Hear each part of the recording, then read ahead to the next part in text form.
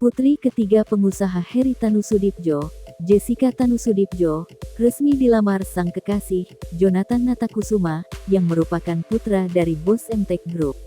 Prosesi lamaran Jessica Tanusudibjo dan Jonathan Natakusuma itu diselenggarakan pada Minggu, tanggal 30 Januari tahun 2022 di sebuah hotel mewah di Jakarta.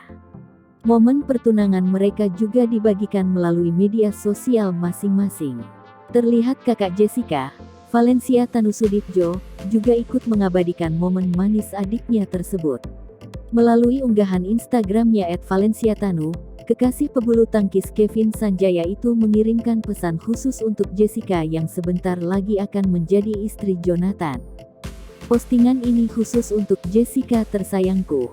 Saudariku Jess selalu menjadi orang spesial dengan hati yang besar, tulis Valencia dalam bahasa Inggris, dikutip Selasa tanggal 1 Februari tahun 2022.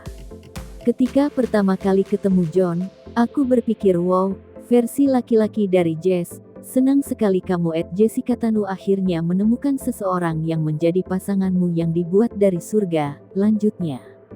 Selain memberi pesan kepada adiknya, Valencia Tanusudibjo juga memberikan selamat untuk calon suami Jessica Tanu, Jonathan. @John, 18, selamat datang di keluarga, segera saudaraku.